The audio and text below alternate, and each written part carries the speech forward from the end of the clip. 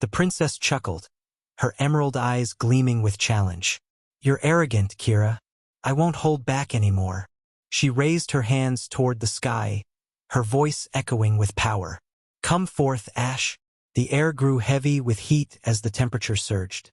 Kira glanced up, his sharp gaze locking onto the sky above. For a moment, it seemed as though the sun itself was descending toward him at an alarming speed. Then, from the blinding light, a colossal radiant bird emerged. Its feathers woven from an ethereal fire, its talons and beak glowing with searing intensity. The phoenix's fierce gaze fixed on Kira before it let out a piercing cry and dove toward him at terrifying speed. Kira instinctively turned his face away from the blinding light as he leaped back, but his reflexes weren't enough to fully evade the attack. The phoenix's talons slashed across his chest with deadly precision. The princess smirked, certain that the blow had done its job. But as the light dimmed slightly, her expression shifted to shock. The attack had barely scratched him. A thin crimson line marked his skin, but instead of deep, gaping wounds, only a shallow cut remained. A few drops of blood trickled down before the wound began to close on its own, fading as if it had never existed. Kira glanced down at his chest, then back at the princess, flashing a confident grin. "Is that all?" His tone was almost teasing. The princess's hands clenched into fists. "That attack should have torn you apart. Just what are you?" Kira took a step forward, his voice dropping to a low, almost playful murmur. "Let me show you." The air around him pulsed with energy as he spoke his next words. "Come, Vega." A deep, earth-shaking growl rumbled through the arena.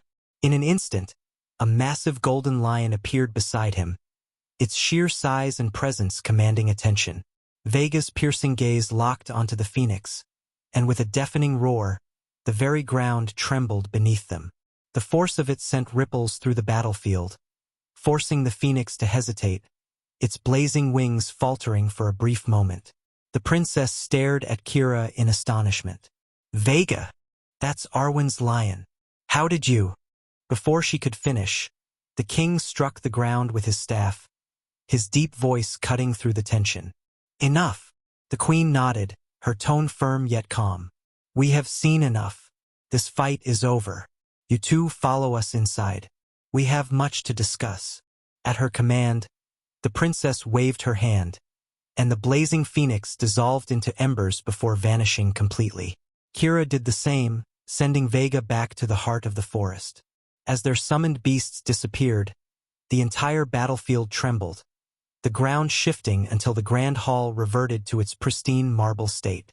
Without another word, the king and queen turned and began walking away.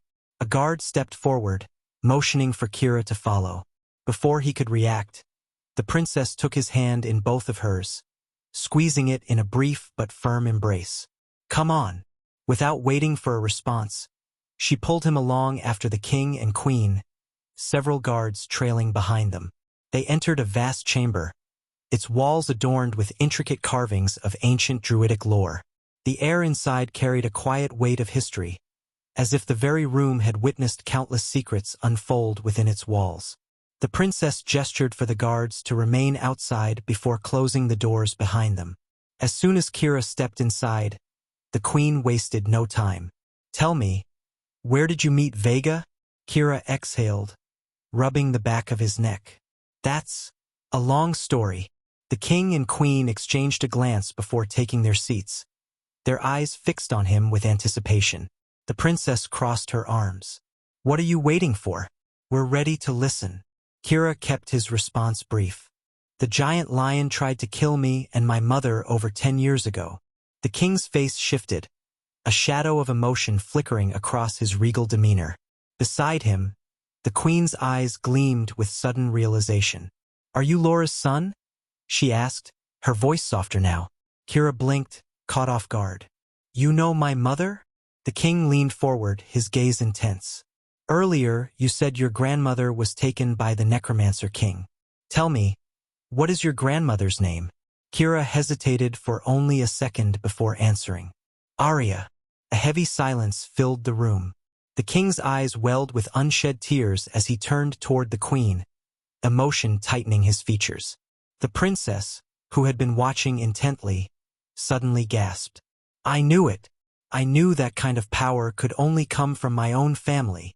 Without warning, she threw her arms around Kira, holding him tightly. Welcome back, cousin. Kira stiffened for a moment before managing to speak. Cousin? She pulled back just enough to meet his eyes, a playful yet warm smile tugging at her lips. My aunt's grandson. Kira stared at her, his mind racing to catch up. Your aunt. The king's expression darkened, anger gradually taking hold. He pointed at Kira, his voice thick with rage. Your grandfather killed her. The queen placed a gentle hand on his arm, attempting to soothe him. Arya, the queen of the Druids, was my husband's older sister. The warrior race betrayed her. I don't know if you're aware, but the king of the warrior race was the one who took her life. Kira's gaze dropped, his voice laced with sorrow. Arya showed me the past when I met her. I know exactly how she died. The queen's eyes narrowed slightly. What do you mean you met her? Kira took a slow breath before answering. The spirit of Queen Arya. I met her in the core of the Ancestors' Woods. His voice grew softer, tinged with lingering pain. I was training with her when the Necromancer King attacked us. He hesitated for a moment before continuing. She severed her link to the woods and sent me away with the forest core to protect me. At his words, the king suddenly stood up, his expression intense. Can you take me there? To the forest core. Kira hesitated before nodding. I can try. Closing his eyes, he focused in silence, his breathing steady. The room fell still as everyone watched him intently. Then, without warning, his entire body lit up. The air trembled with erratic pulses of energy before he vanished. Gasps filled the chamber. The princess's eyes widened in shock as she scanned the space, but Kira was simply gone.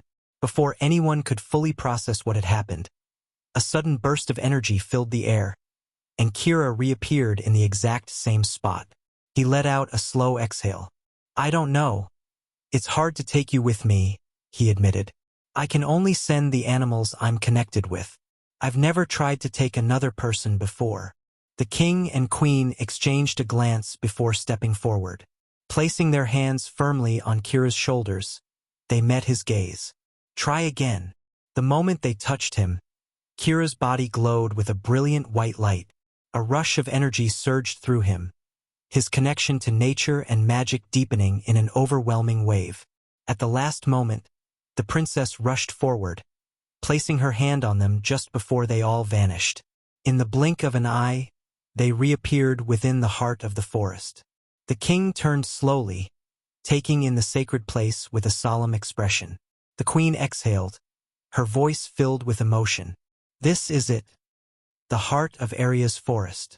Without hesitation, the king strode toward the silver lake. Above it, a massive full moon cast its pale glow over the tranquil water. He lifted his hand, and suddenly, the moon itself began to shift. A green stone emerged, floating above the lake's surface, pulsing with ancient energy. As the stone drifted toward him, the king extended his hand. It hovered momentarily before settling in his palm. His grip tightened around it, his voice resolute. With this, we can reconnect with Arya's spirit. Kira stepped forward without hesitation. Then let's do it. But the queen's expression darkened. It's not that simple. She turned to Kira, her voice heavy with warning.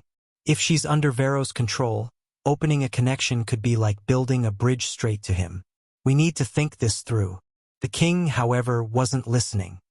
His eyes were locked onto the stone as it pulsed brighter and brighter. The energy intensified, swirling outward. Before anyone could react, the stone spun rapidly and expanded, forming a massive portal in the air. Through the swirling energy, a figure emerged. Queen Arya. She stood with her back to them, her posture rigid. Then, slowly, she turned, her eyes wide with horror. No, what have you done? Close this portal now. But before they could act, her eyes darkened, green smoke curling from them as she raised her hands. The portal trembled and expanded even further. Then, a voice echoed through the forest. "Ah, there you are. I've been looking for you." Kira froze, his heart pounding as the sinister voice filled the air. "Varow. So, you really are Arya's grandson after all. How interesting." "No!" the king bellowed, stepping forward. "I will not let you through."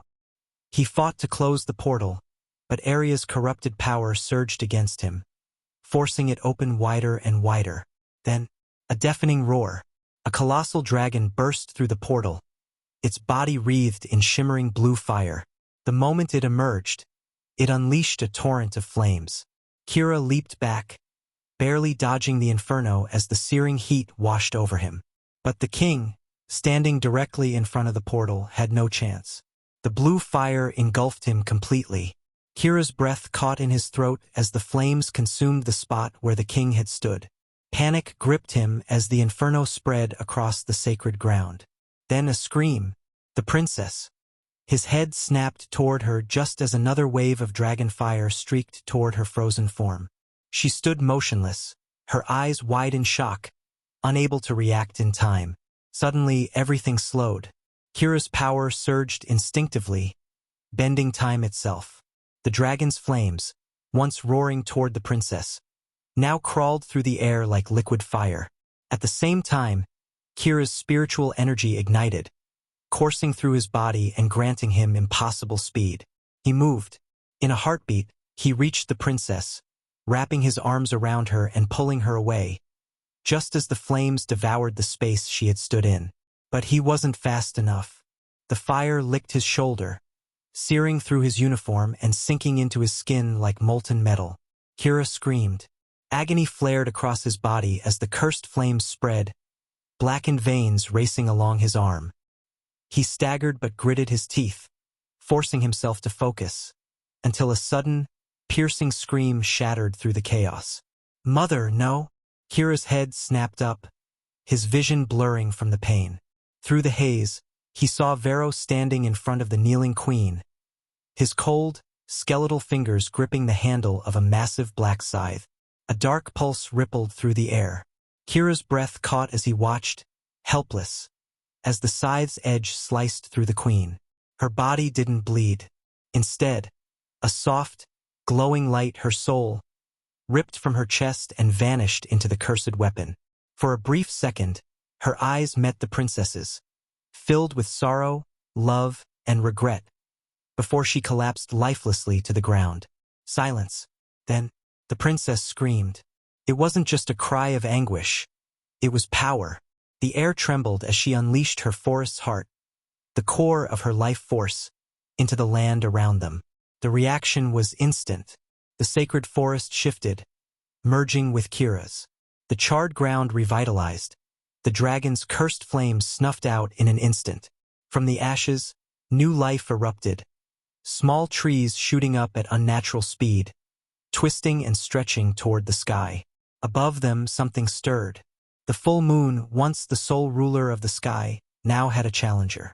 A second celestial body, a sun, blazed into existence. But this was no ordinary sun. It moved. It burned with a furious, golden-white flame, descending from the heavens with terrifying speed. And as it neared, it took shape, its blinding light shifting, molding into the form of a colossal phoenix. Its fiery wings unfurled, stretching across the sky as it let out a deafening, ancient cry of vengeance. Varow merely tilted his head, a twisted smirk forming on his lips. "Interesting,"